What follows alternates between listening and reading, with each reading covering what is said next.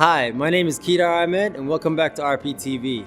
I'm at 150 River Street today at the Toronto Police Services Quarterly Community Meeting. In this community meeting, Toronto Police Services 51 Division brings to light a significant milestone for our community. The year 2023 marked a turning point with major crime indicators, or MCIs, witnessing a notable decrease. But the highlight was a year with 0 gun-related violence deaths in Regent Park.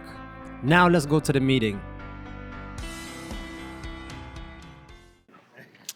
My name is Leonard. I'm one of the co-chairs of the Regent Park Safety Network. The Regent Park Safety Network is one of the 4 legs on which the STP sits. The STP is the Social Development Plan, looking to improve the quality of life of the old Regent Parkers and us newcomers. I'd like to begin with a land acknowledgement for the City of Toronto. We acknowledge the land we are meeting on is the traditional territory of many nations, including the Mississaugas of the Credit, the Anishinaabe, the Chippewa, the Haudenosaunee, and the Wendat peoples, and is now home to many diverse First Nations, Inuit, and Métis peoples. We also acknowledge that Toronto is covered by Treaty 13 with the Mississaugas of the Credit. In celebration of Black History Month, we also want to acknowledge the fate of people who were brought here as slaves during the African slave trade period, here to Canada, here to Toronto. We want everyone to know that this is a safe place. Hate has no home here. Without further ado, here is Staff Sergeant Gowan. Thank you. Good evening, everyone. So I'm Staff Sergeant Todd Gowan. He promoted me, Leonard promoted me a little bit, so my rank is Staff Sergeant. I'm lucky enough to be the officer that works with these gentlemen right in front of you here at the table tonight. So we're comprised of many different officers in the crew and neighborhood offices at 51 Division, but the officers that you see here are all part of the neighborhood community office, as am I. And so closest to me is Sergeant Henry Dick, followed by PC Nigel Thomas, and Mo Osmond next to him, and Sergeant Steve McGran at the end. So there are other officers, but not working today, that are also part of this neighborhood that many of you would know. So before we go any further, I do want to acknowledge that we do have MPP Kristen Wong-Tam here with us tonight, as well as Councillor Moyes. So I welcome you both, and I appreciate that you took the time to come out as well. So before we get going, I just want to cover off a few things. There is a long presentation, so I apologize up front, but we have a lot to cover. So we spoke about this earlier, and out of respect for people's time tonight, we're not going to go with a structured Q&A, a question and answer period at the end like we normally do, but instead what we'll do is we'll have the officers mingle and answer your questions. We do get, from time to time, people that are shy that don't want to approach the mic. So to respect everybody, we're going to do that. We will stick around, though, and try and answer everyone's questions. So I think at this point, I'll hand it off to Nigel Thomas.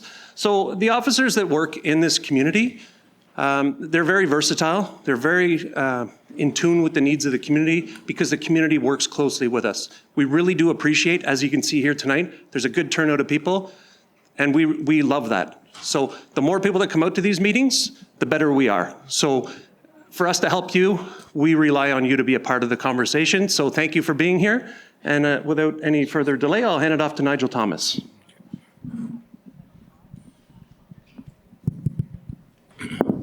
Good evening, everybody. I guess we will start the slide presentation there, Jamal.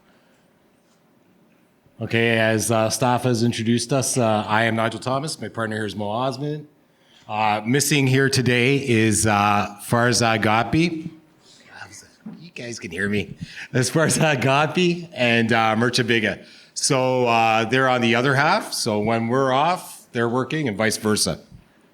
And once again, Staff Gowan, and then Sergeant McGran is here, and Sergeant Henry Dick. And then once again on the other half, we have Sergeant Jeremy Boyko, who's not here right now because he's off, but When Farzad and Murchie are working, they report to Sergeant Jeremy Boyko. So we've done the land acknowledgement, we've done our introduction, and we will go on to, I'll just go through them quick.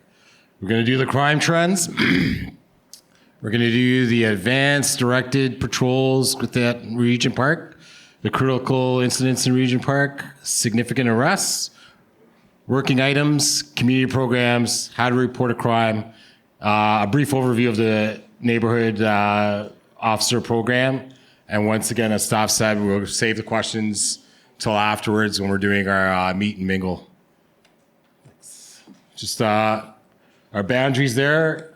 We go from Parliament and we go all the way up to all the way east over to Bayview. So basically like DVP.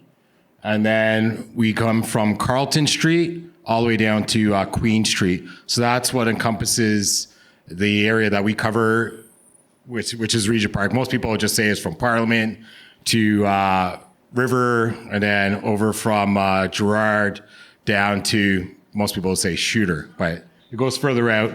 And we do cover parts into Cabbagetown, and we share that area there with the St. Jamestown neighborhood as well. Okay, so what we're going to talk about is the crime trends in our neighborhood here.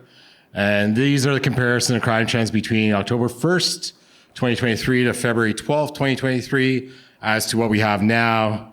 And then it's October 20th, it's supposed to be 2023 to February 2024. Go ahead. Okay.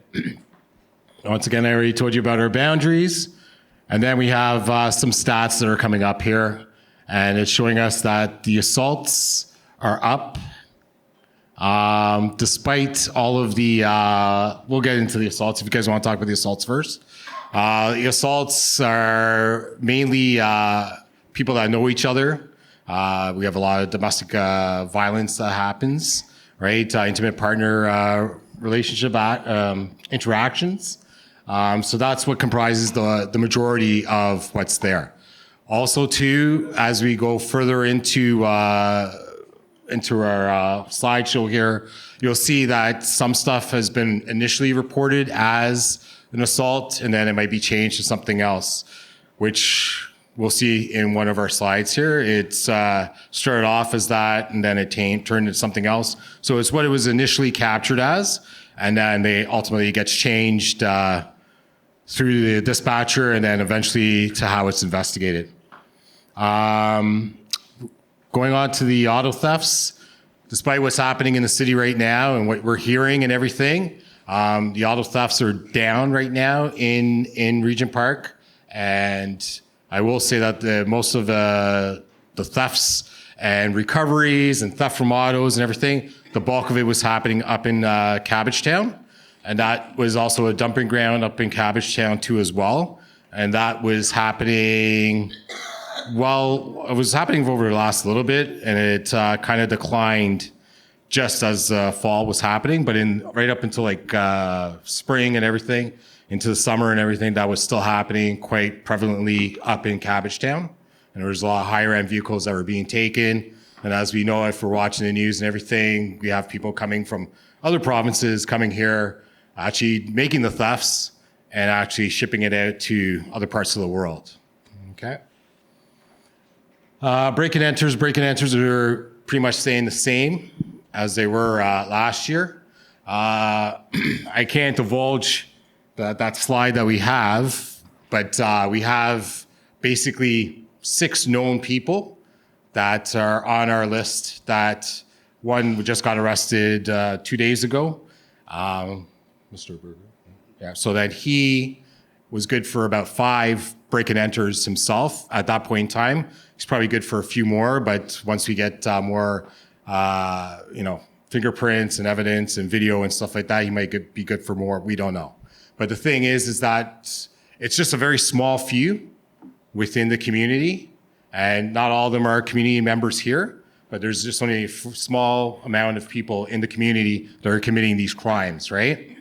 And like I said, there's probably about 6 people, and they're what's caused these numbers of break and enters. So once again, we do affect the arrests. We do make the arrests.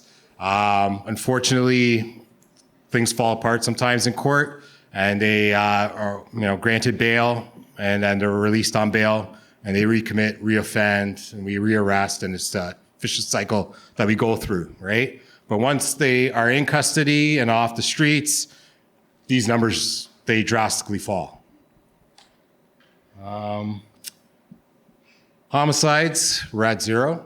We're gonna touch on that as we go on in the slides. We'll speak more to that as we go. Robberies are down. They'll go up and down. This is part and parcel with some of the vehicles being taken, because then some of them end up in like carjackings. And then you have come in parcel with also too with some of the break and enters.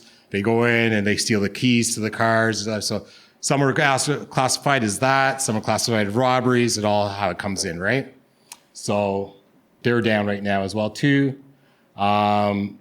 Sexual violation, those are also down.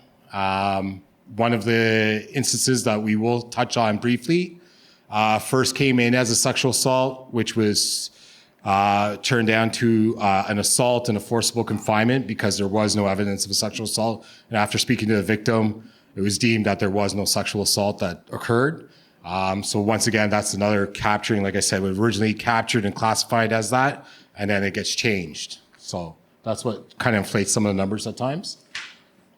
Theftovers are up, and then once again, we're falling into the category, even though they're down for the thefts of autos, that comes into play too. There might also be stuff that's taken from various businesses, which are valued more than $5,000 as well too. So it's not always vehicles or anything. That could be, property, merchandise of some sort. Okay. Shootings. Okay, so now we're gonna get into shootings. Once again, that magical number below it, the 0 for the homicides. We'll talk about that in a second as well too. The shootings, here we go. Shooting number 1, there was 2 shootings between October 2023, the 1st of October 2023, until February 12th, 2024, 2 shootings. So the first shooting here we see is November 30th, 2023, Regent Park Athletic Grounds at 480 Shooter Street. An individual was running on a track when he was approached and accosted by 2 males.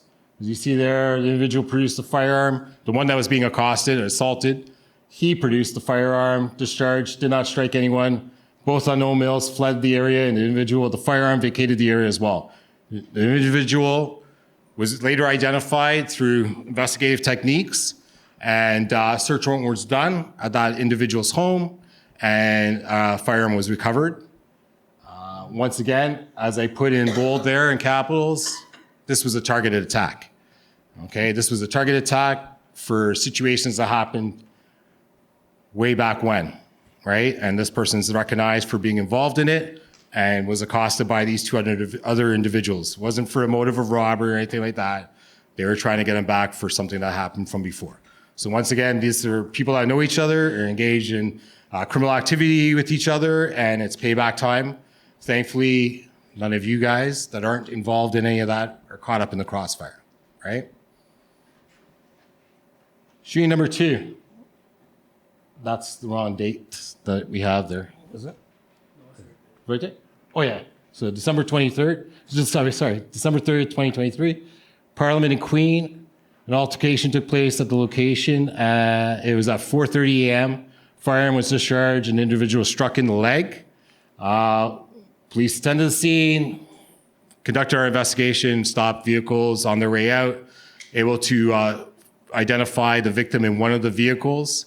They were transported to the hospital, non-life-threatening injuries. And this investigation is still undergoing, so I can't go any further on with that. But once again, we don't know the exact motive behind it, but they're in that area at 4:30 a.m., and there was quite a bit of people that were there and lots of witnesses and everything. So there was a gathering of sorts that was happening at 4:30 in the morning at Parliament and Queen. Okay, next slide. All right, so now we're going on the assaults. So once again, we can try to gauge and try to pinpoint exactly how these stats, like with the numbers, the stats are legit, But then when you try to factor in time of day and why it's happening and stuff, leads to some speculation on some of that. But it says that assaults are heaviest from 7 p.m. to 12 a.m. A lot of that also, as I said before, we get into the intimate partner relationships. And that's when people are home that cohabitate with one another and they end up getting into some sort of argument or altercation. Assaults are higher during the weekdays. 16% higher in assaults than the same period than the year before. We touched on that. Assaults are higher than the last 3 months of the 2023 into 2024. I mean, I don't know. We could speculate all over the holidays, depression, whatever, right? There's so many different factors that come in. And then each case itself, it's its own individual entity. There's different backgrounds to it, different dynamics that people have with one another that bring that. So you can't really capture the actual substance of it. It's just the numbers of what we got coming in. Okay. So 40% decrease in auto thefts from the same time period the previous year. Auto thefts increased between 3 p.m. and 5 p.m. December, January, higher auto theft occurrences. Once again, everything's it's down. I couldn't even really tell you about the number why it's between 3 to 5 p.m. really. But then we have this rash of vehicles that are being taken, as we see in the news and stuff like that. So I don't know if the December or January thefts have anything to do with that. So once again, they're based on their own individual merits too, on some of them, but most of them are vehicles that are being taken for whatever value they're at. It's just demand, supply and demand, Range Rovers, high-end vehicles, and that's what's in demand, and that's what they're going for, and it's all for monetary gain. So no change in B&Es from the same period the previous year. B&E spiked between 2 a.m. and 8 a.m. November had the most occurrences. So once again, we're going to go back to some of our individuals. Like I said, we have a magic, I think about 6 people. It depends on who's in custody, who's not in custody. The 2 a.m. to 8 a.m., because I know that most of these individuals are actually breaking and entering into places of business. And these businesses are closed between these hours, and that's when they're going in there. So I see that, once again, I could have an answer for that, and that one's quite clear. 20% decrease from the same time period last year. No robberies reported on Saturday and Sunday. Robberies occurring around Dundas Street East. The only thing, and there was 2 main, there we go, all the three dots right across Dundas. The only thing with that is that that's one of the busiest spots that we have in Regent Park. So that's where you're going to have your highest amount of activity for that. So, and then, I don't know, I know it's outside of Regent Park, but if you take a trip down to Dundas and Sherbourne, it's a whole different story than it is if we walk out of Dundas right here now, right? 2 totally different worlds. You can't even compare. Okay, so 75% decrease in sexual violations in the same time period last year. And once again, I'm going to touch on one of those again as we go along, but that's also good news as well as too, as that's down. So no theft over the same time period of the previous year, occurring during daytime hours. So this is, like I said, the theft overs. Like I said, it could be merchandise, property, it could be the vehicles. I believe that one of them was an actual theft of vehicle off of Dundas that we did have a recovery and an arrest with. But yeah, so that's what those dots there are going to indicate, those 3. All right, so now we're going to get into the additional directed patrols. Okay, so in terms of Regent Park, myself and Mo were out there, and then we work an 11-hour shift, and then we have with the primary response unit, and then we'll have officers from there. So when they come on for their shifts and they're paraded at that point in time, what they would do is that they'll be assigned to come into the Regent Park area, and they stay in the Regent Park area. and they stay there for their entire shift. And they're doing an 11-hour shift as well too. And then they are relieved by another group of officers. And then some of those officers are also detailed to come to the Regent Park area as well too. We do have some dedicated patrols also happening in Moss Park too as well, right? No? St. Jamestown. St. Jamestown. So what happens is that these officers are out there, they're dedicated to stay in the area. And so even if we're not there, they're still out there. They're still out there patrolling. They might not be on bicycles. We're on bicycles and we're in vehicles too as well. But they're dedicated and they're in vehicles. So you'll see them circling around constantly.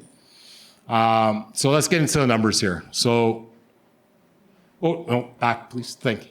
Okay, so additional patrols have been in Regent since the Red Brick project dating back in 2019, which Sergeant Henry Dick was a big part of with the Red Brick. And so that was dedicated patrols that are happening 24 hours. These patrols have been increased in our 24-hour, 7-day a week by adding primary response. That's what I was saying, those officers that come in and then they get relieved by other officers, primary response officers. And then external, and that's the public safety response team, PSERT. So they also come in here as well too. And then they're dedicated to be in Regent Park as well too. And then in addition to the existing neighborhood community officers, which is us. So those are all the officers that are in Regent Park, 24/7, 7 days a week, holidays included, we're there, okay? And that's been happening since 2021. And as I put in there, and that's, like I said, we'll touch on that in a minute, and we're getting to that point now. The date of the last homicide in Regent Park, right? September 2021. I was working that day, I remember it vividly, and I lost a friend that day, all right? September 18th, 2021. All right. So, we like bar graphs, here's a bar graph. There it is. So exactly what I just explained to you is exactly what it is. See, 2022 and 2023. So we're at 2 years, basically, that we're at 0. Okay, so we're gonna talk about that there, and it's good. There's no need to publicize it any further. We don't want any retribution from the people that were creating all the havoc back in 2017, right? Because that group is still very active, and that group sent out a message 3 weeks ago to Regent Park. So we're not going to do that anymore because that was on social media, on Instagram. Okay? So, and the people involved in that, they're no longer in custody. Okay. Moving along. Significant arrests. On October 5th, 2023, officers attending 220 Oak Street with respect to an assault. Further investigation revealed that an existing resident was assaulted and they're wheelchair bound, and that the resident that assaulted them forcibly confined them as a result. The accused resident of 220 Oak Street was subsequently arrested. So I know we have some people here from 220 Oak. You might know the individuals that I'm speaking about and everything. So once again, we're going to capture that and say that came in as a sexual assault. So that was captured as sexual assault, and then through course of the investigation and by the victim's own statement, there was no sexual assault. It was an assault. So the person was charged with the assault and forcible confinement. And of all things, this person's being assaulted and they're wheelchair bound and they're being assaulted. Okay, on November 27, 2023, police attended the area of Dundas Street East and Regent Street for reports of a stabbing. A victim was located and transported to hospital with non-life-threatening injuries. Further investigation revealed that the initial incident occurred at 220 Oak. Police attended this location and were able to locate the accused, who was subsequently arrested and charged. So once again, and like we were talking about earlier and some of the stuff that we're capturing here, 220 Oak is really one of our hot spots here. So a lot of things occur there. We do our best to patrol there in hand with TCAHC. We get full cooperation from the residents there. So we'll continue to do that and try to keep the numbers down as best as we can. and we'll all cooperate with one another. Okay. Significant arrests. On February 11th, 2024 at 10:30 p.m., police observed a black sedan circling around the Regent Park area, namely Gerrard and Sackville Street. Vehicle was insufficient plates to be operated on the roadway. Vehicle was eventually stopped at 402 Parliament Street. Police spoke with the occupants in the vehicle who were in violation of numerous Traffic Act and Liquor License Act offenses. Further investigation revealed that the occupants were in possession of a firearm, along with numerous rounds of ammunition. 3 occupants were subsequently arrested and charged. So, getting back to this other stuff about outside neighborhoods and everything, it's not the case here. These are people that live in our community that were in possession of this firearm, okay? So it wasn't anybody outside coming in, circling around, trying to find somebody. These were individuals that do reside in our neighborhood, okay? So they were arrested and charged. Okay, so on mental health apprehension, we were present for that. So on January 21st, 2024, officers attending 110 River Street with respect to a person armed with a knife. The individual was in crisis and had done considerable damage to the unit with various edged weapons. Officers spoke with the family members at the scene prior to engaging the individual and were advised that they had not been taking their medication and had anger issues. Officers engaged the individual in dialogue and were able to have the individual hand the 16-inch hunting knife over to them without further incident. The individual was apprehended and transported to police. The individual and family members were offered support systems, and officers have since conducted ongoing follow-up with the individual. So that superstar was Mo. And so anyways, so once again, we have successful stuff, not everything that you're hearing about in the news and everything. We were there. Mo was right beside me. I spoke to the individual. The individual was in possession of the knife the entire time. The entire time. Didn't have my gun out, right? But I chatted with them. I'm more comfortable. I'm fine. But the thing is that different things happen for different reasons. We had a successful ending in this one. We've offered all the supports to the family. I've had continued conversations with that individual, making sure that they're seeking the help that they need. I have had my own personal experiences that I was able to provide to them and say, you know what, you should try this agency or that agency and see if they can assist you. And hopefully they, take that advice. And I'm going to continue working towards that to see if I can help them out. The place was a disaster. Many edge weapons in there, spears, all sorts of stuff. It was crazy in there with all the stuff that they had access to. So now that's on the radar. We've put that on our system. Everybody's aware of it too for officer safety, and the weapons have been removed and they're secured elsewhere, not on the property. Okay, so working items. Councillor Moyes. So December 11th, 2023, River and Oak crosswalk. Miguel. All right, this is Miguel's favorite. He sees us there all the time, sitting there, watching. NCO is on directed patrol on the intersection in relation to traffic safety regarding an ongoing community complaint of vehicles not adhering to pedestrians in the crosswalk. Observe the pedestrian properly activating, pushing the button. You gotta make sure you push that button. Overhead signals prior to crossing. Pedestrian crossing from the east side to the west side. When the southbound River Street, so they had more view that way. If you're coming northbound, you have kind of an excuse. This guy had no excuse. When the southbound River Street vehicle entered and exited the crosswalk, narrowly missing the pedestrian. The vehicle was stopped. Driver lives in the community and travels this roadway daily. The driver is subsequently charged. So the person does live in the community, travels this roadway every day. I've witnessed this so many times. I've charged so many people so many times. Councillor Wantam was able to remove the first parking spot on the east side of River Street, right out front of Sam's. We need all those vehicles moved. We can't have those vehicles there anymore. It's a blind spot. Absolutely.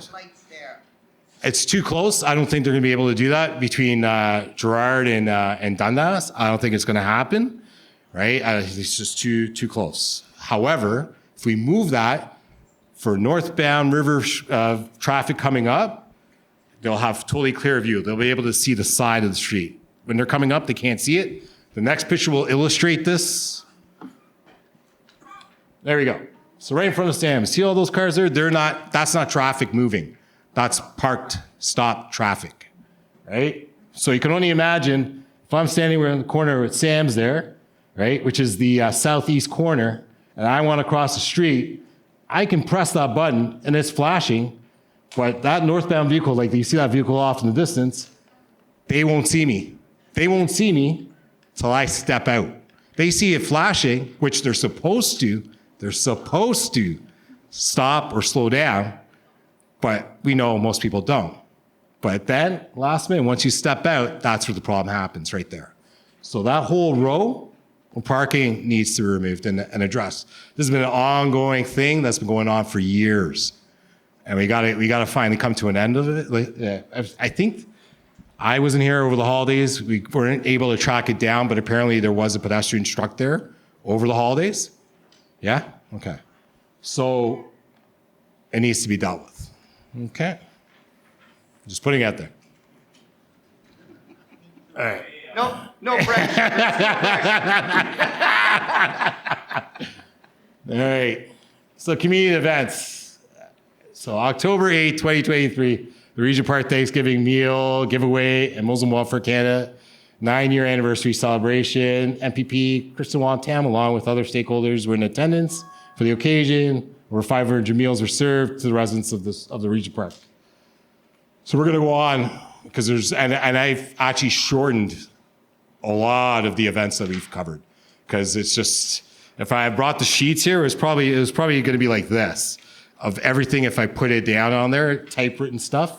So I condensed it, but pretty much, if not every day, at least, 2-3 times a week, we're involved with something with the community and we're out there doing work like this in concert with, Humanity Organization. Brother Faraz is always first come up and help out for various things. And here it is again. So they were all part of this. We're going to move on. Now, November 13, 2023, NCOs collected 300 meals from the Halal Meals, an initiative organized by Humanity for World Kindness Day. These meals are distributed throughout the community. So we got them, and then we were all over the place, went to all the buildings. We were all over the place. That day, citywide, there was over 3,000 or 4,000 meals that were handed out with Toronto Police through this organization. Okay. Project Hope. So that's established by our counterparts here, Farzad, and it was actually Mustafa Papatsi. Murcha Biga is now involved in it as well too. So Project Hope, huge, absolutely massive. As you can see, everybody's heard about it. Ongoing charitable donations, and I think it's they're moving on to other things as well too, and branching out. So if you get a chance, we can contribute to them or assist them while they're doing stuff within the community. Show the next slide, it's the next picture. That's just some of the stuff. They're taking it to Afghani refugees, African refugees, all the newcomers. There's all sorts of, they're all over the city. They're like citywide now. It's become a massive thing. Okay? It's great work. Once again, here we go. Project Hope. In a 51 Division toy drive, officers along with volunteers attended 2 separate locations to pick up donations for a toy drive and Project Hope. Nearly $30,000 worth of toys and new winter clothing were donated. 30 grand, right? December 17th, 2023, the Regent Park NCOs participated in Project Hope event where approximately 1,000 toys were delivered to over 500 refugee children located in the west end of Toronto. Officers also attended 110 River Street, 150 River Street, 40 Oak Street, Dixon Hall, Regent Park Community Center, distributing toys and clothing to each location. So that's a lot, right? Yeah. Pardon? You forgot 220 Oaks. 220 Oaks in there. Well, we're always there. We're always in that. We're always in the lobby there. You know that. Anyways, so big, massive, like moving trucks, right? Mo even drives it sometimes too. But yeah, big, massive moving trucks moving all these things all over. Okay, so December 30th, Regent Park neighborhood officers attended the MLSE skating rink for an event with the Metropolitan University TMU hockey team. TMU donated over 125 pairs of skates, helmets, shin guards, pants, shoulder pads, and sticks, easily more than $10,000 worth of equipment. This equipment also received donations, pardon? Oh, this event also received donations from, again, Humanity, who liaised with Halal Meals, who graciously gave 400 meals for the event, and the remainder to be distributed throughout the community, which we did. After we were there, it was about 200 at the event, and then we went through the community and we did the additional 200. We were in the lobby of 220 Oak Street that day. Right? So then hot drinks were provided by Starbucks as well. In error, the event was scheduled at the same time as Friends of Regent Park skate event. They had their skate event that day too. Leonard's in the house somewhere there. And so anyways, carrying on, it was, they also provided the skate library for free skate rentals, Tim Hortons, and for the hot drinks. And there's a DJ by community member AJ, who lives in the community. He was DJing. So, as I said there, collaboration was formed with the joining of both events, made an amazing day. So we combined the two events together, and it was a success, right? So nobody went away empty-handed. Everybody had a great time. And now we're up to how to report a crime. So these are, we forgot the pamphlets, but we have pamphlets that show you what to do through various things. If it's an emergency, 911. If it's not an emergency, 808-2222. Right? The website's there, www.torontopolice.ca. And then obviously 51 Division, right? So all your things are there. The 2222 tips, which is anonymous. We do not have access to any of your information. It comes to us on a red piece of paper, right? It comes to supervisors on a red piece of paper, and then they delegate it to us, and we don't have information. We don't have privy to any of that stuff. So you can make that call and know that it's confidential. Next one. Okay, so I'm not going to get into the whole thing. It's just the history of the Neighborhood Community Officer Program. It's in 16 of the divisions. It's citywide. It's, you have Mo, Nigel, Farzad, Murcha, and other divisions doing the same kind of work. We're out here in the community, here to assist you and help you, right? And we're invested in the community with you guys, okay? So that's all I was basically saying there. And it's an amazing program. And that's it. That's us. It's always nice to hear and listen to the guys talk because it reminds me of a few things. So I'm just going to add a couple of things, Nigel, that based on everything that you were saying. So it did make its way in probably because it was last week, but we had another mental health apprehension last week that was in Regent Park, where a family member with concern for safety for someone in the family advised officers who attended that the individual that they were concerned about had a weapon in the house. And so we consequently dealt with getting the help and support for the family member, getting them to the hospital and dealing with that. And then a subsequent investigation led us to a submachine gun, an Uzi-style submachine gun that was found at the location underneath the bed, as well as ammunition that was successfully found as a result of a search warrant. But once again, this is cooperation from a community member, family saying, we know that our family member is unwell and we believe that they're in possession of a weapon, and we really don't want to see something bad happen to our family member. We don't want to see something bad happen to someone in the community. And that cooperation resulted in the seizure of a very serious weapon that could have caused a lot of harm in the community. Another thing that I want to mention that these guys do every single day that they're working, we don't talk about it a lot because it happens behind the scenes, but it's something that's been very, very important to reducing crime here in Regent Park, and that is bail compliance checks. So one thing that we do when someone who's committed a very, very serious crime is so a shooting, a stabbing, something of that nature, the serious crime, and they have made bail, and they've been given an address here in Regent Park to reside in, but they've also been given conditions that they have to abide with, like a house arrest or a curfew condition. These two, or their counterparts on the other half, will go out and do bail compliance checks. So they will go, those people that are on those conditions are required to answer their door within 5 minutes of when an officer knocks on their door to check to make sure that they are being compliant.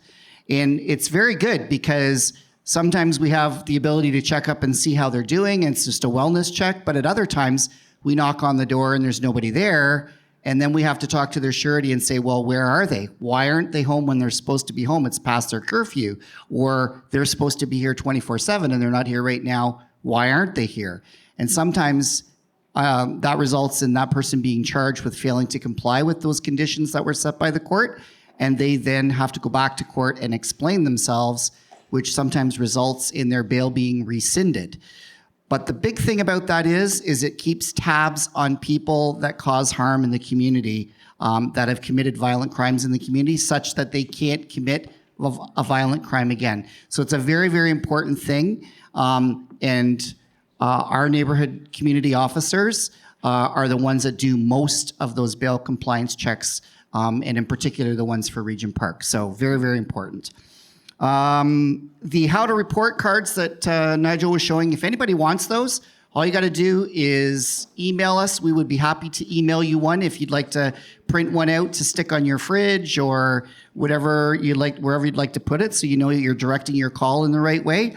Our email address is simply regentpark@tps.ca, regentpark@tps.ca, and that'll get you in touch. When you send an email to that email address, it comes to all the officers sitting here, their counterparts that work when they're on days off, plus our staff sergeant that's at the back. We all get that email simultaneously, so you don't have to worry about who's working or who's not working. We all get it at once, and somebody will respond.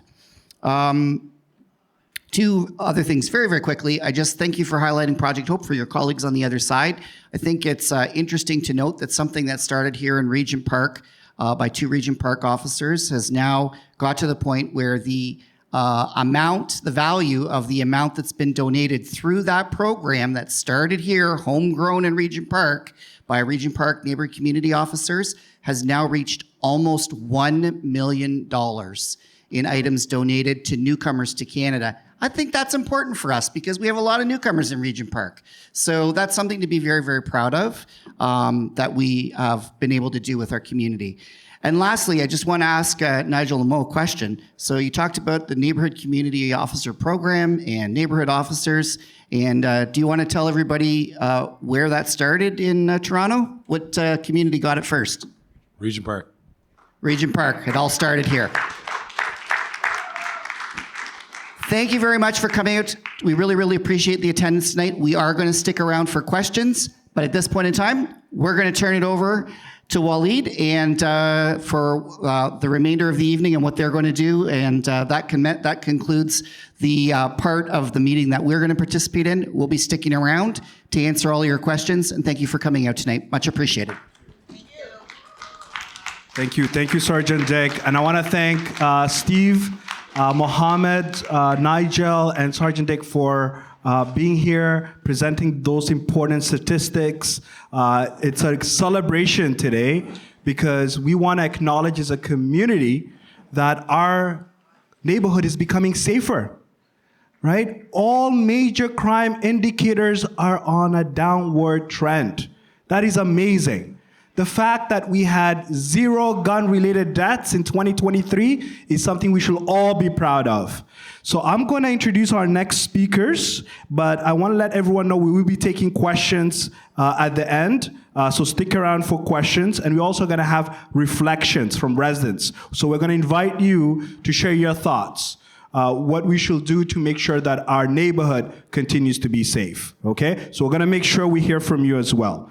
But first, I want to invite our first dignitary, our first elected official. I want to invite Member of Parliament provincially, Christine Wong Tam, who's been a friend of Regent Park since they've been our councillor. So please, round of applause for MPP Christine Wong Tam. Thank you. Thank you very much, Waleed. And it's so great to be here with all of you today, especially on this very good occasion news. I want to say thank you. The officers have slipped away. They did a great presentation for us, but I want to just lend my own voice to say thank you to the hard work of the men and women in uniform of 51 Division. I've said it before on numerous occasions, 51 Division is the hardest working division across the city. They're also the busiest division, despite the fact that we are the tiniest little geography, Toronto Centre. And if they're the busiest division in Toronto, you know that means that they're the busiest division in the entire country. So if I can just get you to give them a round of applause again, thank you. Nigel, thank you for your presentation. I was really quite remarked and moved when you were talking about the last homicide that we had experienced in Regent Park. And I think you will all, I'm just going to take a moment to just reflect. September the 18th, 2021, we lost a remarkable young man in our community, a member of the City of Toronto, Toronto Public Service, Thane Murray. He was a recreation youth worker. Many of you know Thane. Many of your kids or grandkids knew Thane. And losing him was a significant blow to our community, one that I know that we still feel deeply today. It's also with a little bit of joy knowing that that's the last time that we have lost a member of our community, despite that very significant loss. So there are some things that are happening right now in Regent Park that we got to keep going, because we like that statistic of 0. And I know that for the families in our community that have mourned the loss of those who have fallen to violence, and especially gun violence, it is a gut punch when that happens. So I know that there have been too many funerals, too many memorials, and today, as we commemorate the things that we have gone through as a community, this is a very important milestone, which is why Brother Waleed has brought us here with all the supporters of the RPNA to specifically reflect upon what have we done. What have we seen in Regent Park over the past little while?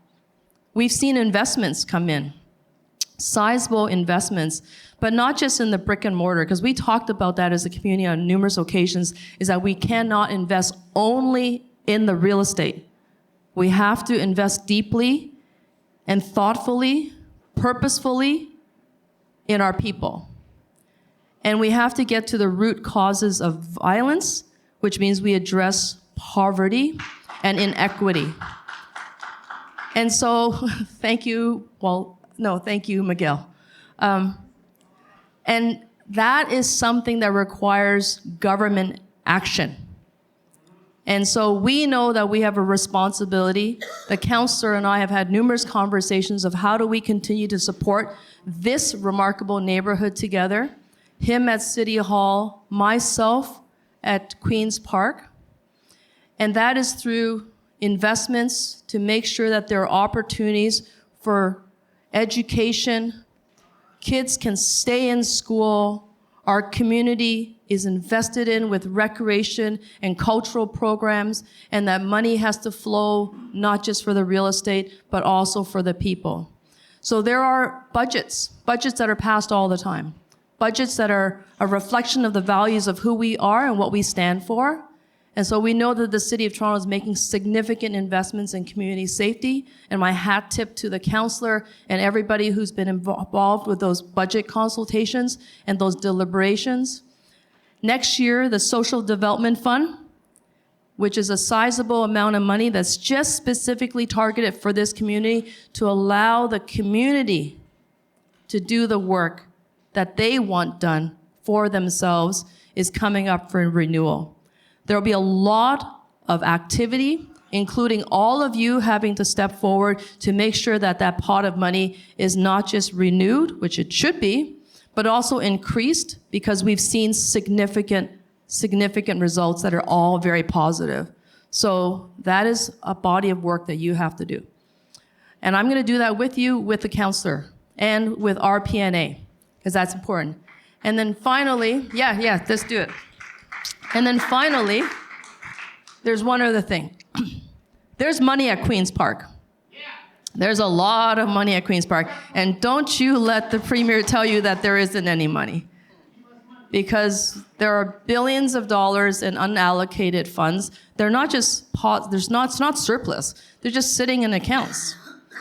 We need to make sure that Queen's Park also is investing in Regent Park. So we have 3 orders of government working together to uplift 69 acres of downtown neighborhood, one of the most dynamic, exciting neighborhoods in Toronto.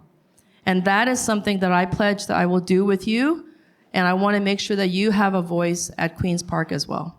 So thank you very much for the opportunity. It is great to see all of you, and I'll look forward to continuing the conversation when it comes to building a stronger, more inclusive, and a safer Regent Park for all. Thank you very much. Thank you, Kristen. So I've met a lot of you. A lot of you are my neighbors. I recognize you by face. But if you don't know who I am, my name is Waleed Kogali Ali, and I'm one of the resident co-chairs of the Regent Park Social Development Plan, and I'm also with the Regent Park Neighborhood Association. And before we move on to our next dignitary, our next speaker, I just want to acknowledge the hard work that our MPP, Christine Wong-Tam, has done for our community. I want to acknowledge the advocacy of our MPP as our counselor. We will have not had a well-funded social development plan if it wasn't for the advocacy of our counselor then, and now MPP Christine Wong-Tam. So thank you so much. Thank you on behalf of the Regent Park Neighborhood Association. And we hope to continue this important work for the next cycle of funding for the Regent Park Social Development Plan. Now I'd like to introduce our City Councillor, Chris Moyes, who is also an advocate of the Regent Park community and will be speaking to the importance of this milestone in our community, the fact that we had 0 gun-related deaths in 2023. So welcome, Councillor Moyes. Thank you, Waleed, and happy Black History Month, happy African Heritage Month, and happy Lunar New Year to all of you as well. It's great to be back here again and to be among all of you.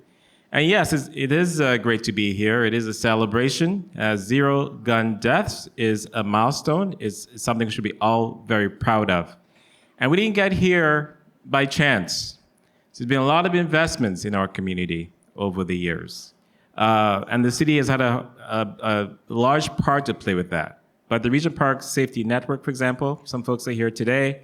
I've worked very closely with the school boards, the various schools in this neighborhood. The neighborhood officers who are here today have had a huge part to play in that. And even, in my own office, constituent office here in Regent Park, I know we've seen about maybe 2,000 to 3,000 people so far in the last 12 or so months we've been there. So all hands on deck. It does take a village to actually get to this point. And we must continue to invest in our communities. We just went through a budget at the city. I'm part of the budget committee. It's a $17 billion budget. And before the budget passed, I did do a survey of 800 residents here in Toronto Centre. And some of the things that was said to me in those surveys was that safety is very important to people here. Housing is important to people here. Clean streets is important. Graffiti removal, all those things are important to the people of not only Regent Park, but the entire ward. And so I was happy to support the budget. I'm happy to say that, we had a substantial increase in shelter support services in this budget. We know that there are many people among us who are marginalized who need extra help. We know that many refugees are coming to this city. $5,000 a month, and they all need somewhere to stay. So I'm happy with my council colleagues and I and with the mayor to actually invest in these social services. And of course, too, I was happy to support the increase to the police budget. As mentioned, the neighborhood officer program actually started here in Regent Park, and now it's over across 16 areas in the city. So I know the chief said that if we were to not increase the budget, the first thing that would disappear is the neighborhood officers, and we know how important they are to us. So I'm happy that they are here to stay, and we'll continue to work with them to make sure to keep our communities safe. And of course, as always, if you need any support from my office, you know where we're at, right at Dundas and Parliament, and I encourage you to come there. There are many resources in the office that we can assist you with, and so I will stop there for now. Thank you. Thank you, Councillor Moyes. So we're going to have a raffle, by the way, right? So the event's also sponsored by the Regent Park Neighborhood Association. I want to point to those 4 beautiful mugs, and I'm going to give you the answers, but I'm going to ask the questions later. So I'm going to quickly talk about the Regent Park Social Development Plan.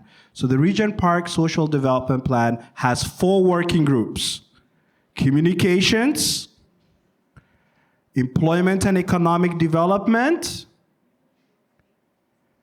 safety network, and the last one is community building. Okay, so remember those specific answers. So now I'm gonna introduce the co-chairs, the resident co-chairs of the safety network. So Leonard and Hajia, who are gonna share some reflections about the work they've been doing through the safety network with a lot of you. Welcome. Thank you, everybody, for coming. My name is Hajia. I'm a co-chair of a safety network with Leonard here. And we in Regent Park, we live in a village of Regent Park, like Mr. Chris said.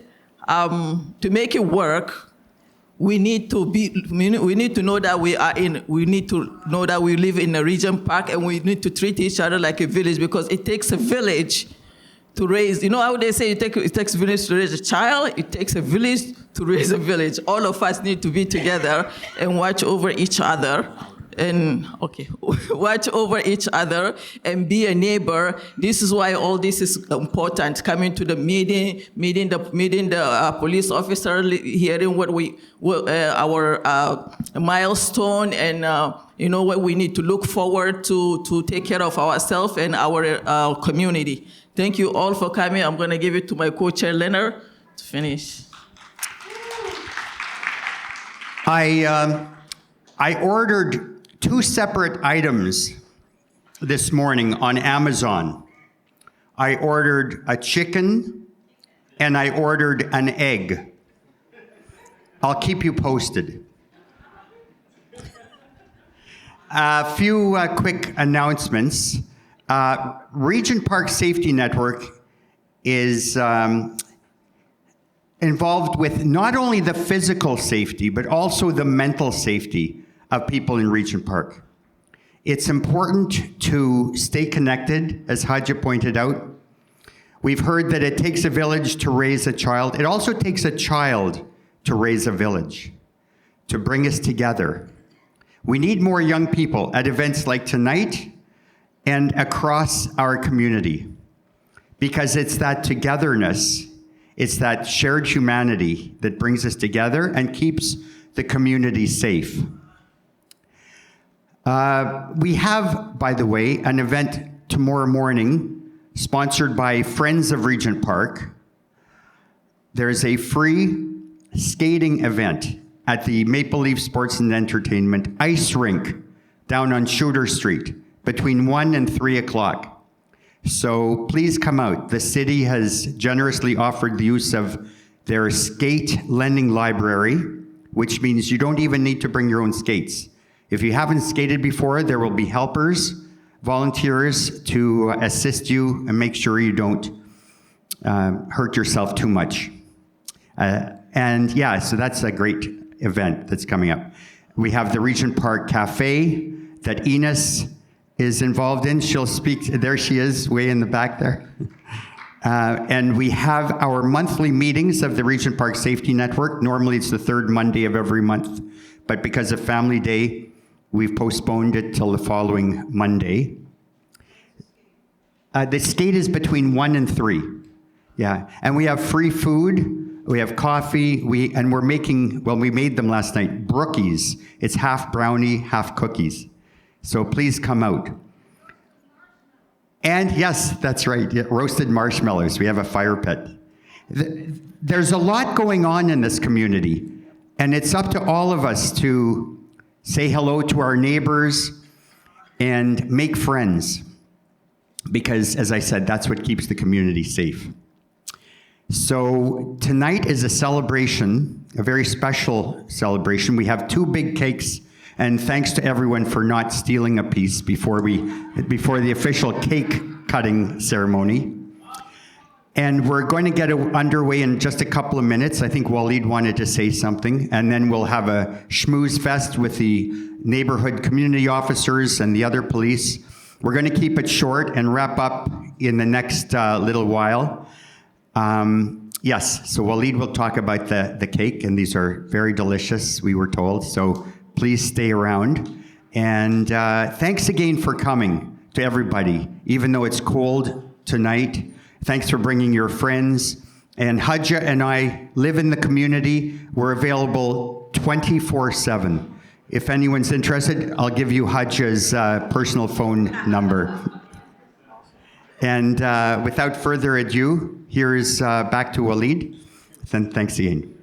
Thank you so much, Leonard. Thank you, Hajia. Amazing co-chairs of the Safety Network. They're providing amazing leadership. And look, our community is much safer. So thank you to both of you. I want to acknowledge the other co-chairs of the Safety Network.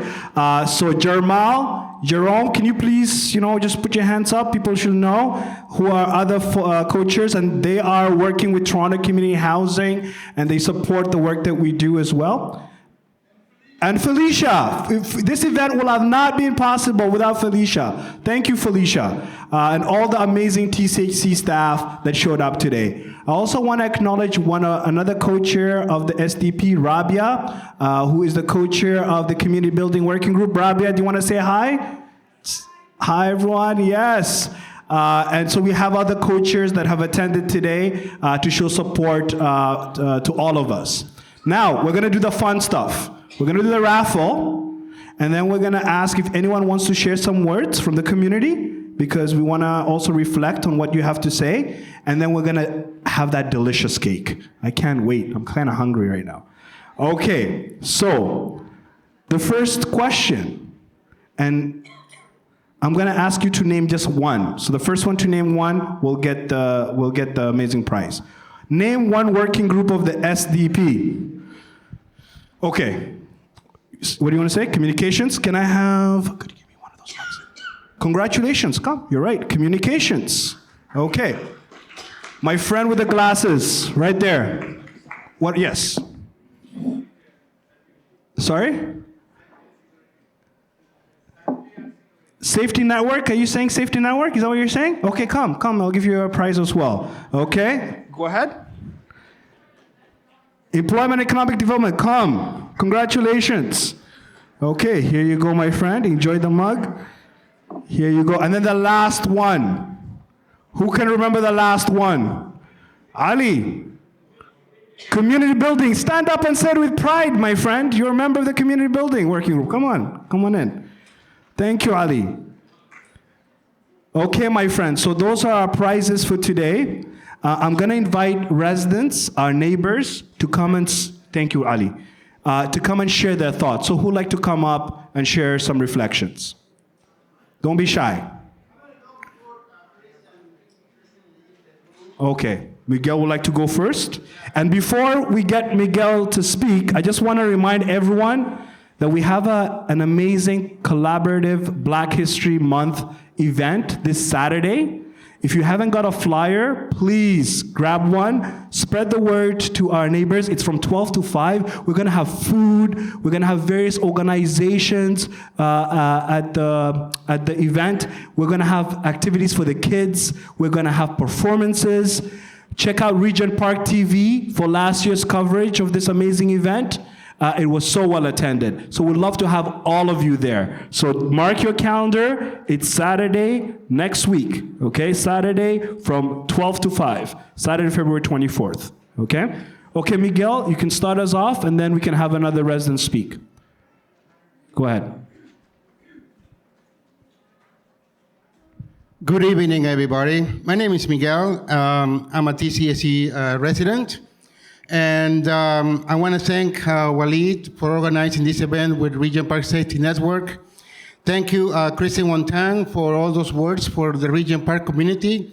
If it wasn't for you, we will not have a social development plan. And I thank you so much. Chris, you have heard from Officer Nigel tonight. We have a problem at River and Oak.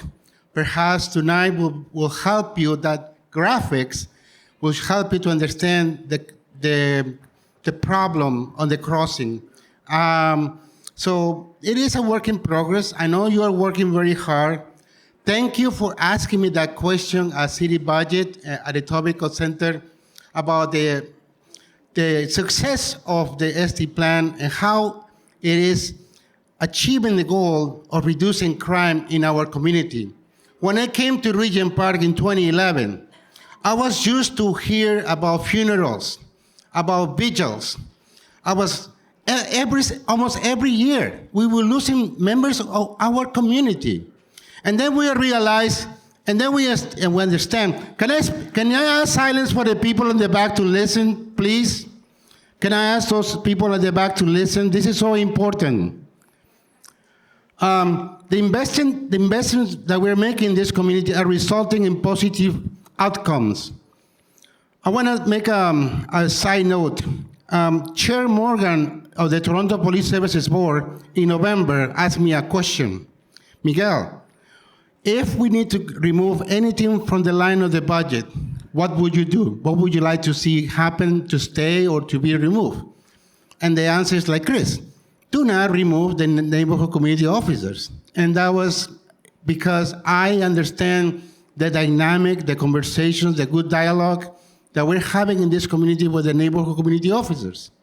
They're not bad guys. You know, they're humans, they make mistakes, but you know, we are used to these familiar faces and make us feel, you know, comfortable in walking on the streets. So thank you so much for tonight, for everybody to come in and enjoy the cake later. Bye-bye. Thank you, Miguel, for sharing your thoughts. Does anyone want to go next? Anyone from the community want to share their thoughts as to why they came here? I don't want to put anyone on the spot. Come on in. Yeah, come, Larry. Love to hear from you, my friend. Thank you, Larry.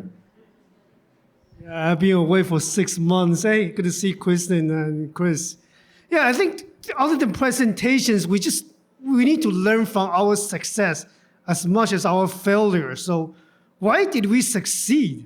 Right, this is something that it's like everybody here is left to figure out, to guess why we succeeded. The numbers are falling. And so after the presentation by the police officers, Kristen came up and said, we need more funding. So in natural, we have to fill the gap. Does it mean more money means more success? But we still need to know why. Is it because the criminals went away from Regent Park, operate elsewhere? Or is it something fundamentally we're doing something right, that we have addressed the root causes of crime? So I think next time we want to know why too. That's excellent. And Larry asked a really important question. Come on up. And I would love to answer your question. I attribute that because of the collective work of the community, but also investments in our community through the social development plan.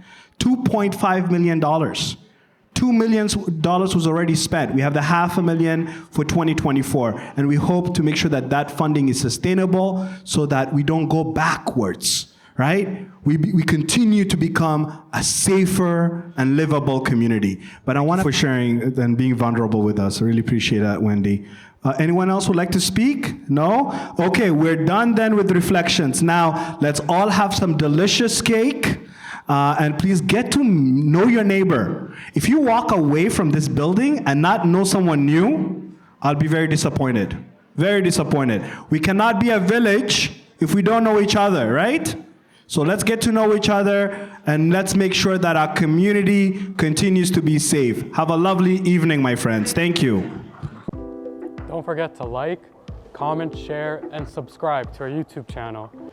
And please follow our social media platforms. And for more information, please visit our website.